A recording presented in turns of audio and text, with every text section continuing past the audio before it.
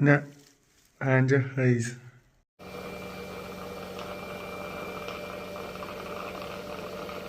عزیز اینا که میبینین رزultat الحمدلله نشتیک علیکم و رحمت الله و برکاته. برادران عزیز ما با همراه که دکتر خوب هستید اینجاسی آمدیم که دندانا را بیلورید کنیم نسبت جمعه دو ای پوسلی ببینیم که خیلی انشالله رزultatش خیلی برای انسانانی که دندانشون در میکنه پلمبا زدن میخواهند یا که تازه کردن میخواهند، برای انسانانی که ناس میکشن دندانشون زردن، برای انسانانی که بگیم کیرم خوردگیش پلمبا زدن در کاریون که имплантация هر چی کار که چه بگن همه услугу за ваши деньги любые капризы в общем короче میتونید که انشالله که رقم های روی اکران میبینین، میتونید که زنگ بزنین، میتونید که بیاین نلیچکا перевод خیلی که مخولتون انشالله به قدر استطاعت перевод کنین و همچنین برای انسانانی که بگیم انشالله طرف کانال ما بیاین برای اونها تخفیف کرده میشه از کتکشون میکنن به قدر استطاعت. برادر مسلمان خودم الحمدلله فقط زنگ بزنین انشالله رزultat کار رو ببینین. السلام علیکم.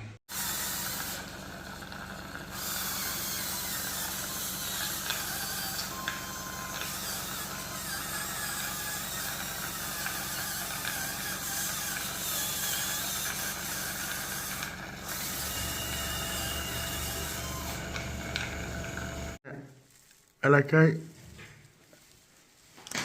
پنجه های ذکر رزultat هست الحمدلله.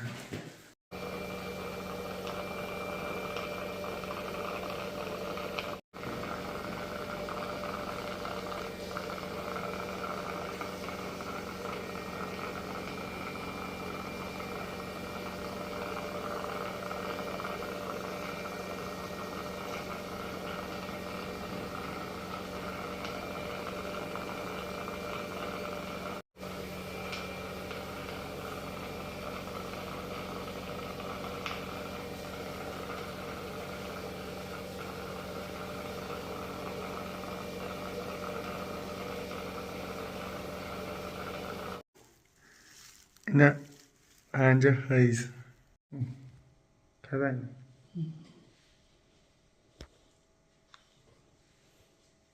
خدمت میگم اکمون برادرمونه ماشاءالله خدمت میکنن. میتونین که بیاین بلارچینسکی لوبکا голливудский улыбка دندون در کسان که سبب که بسیار خدمت کرد ماشاءالله همه جهت на высшем уровне. فقط приезжайте. Я говорю, повторим то, что برادر عزیز. Если хочешь на русском, на таджикском, все понимают наша аудитория.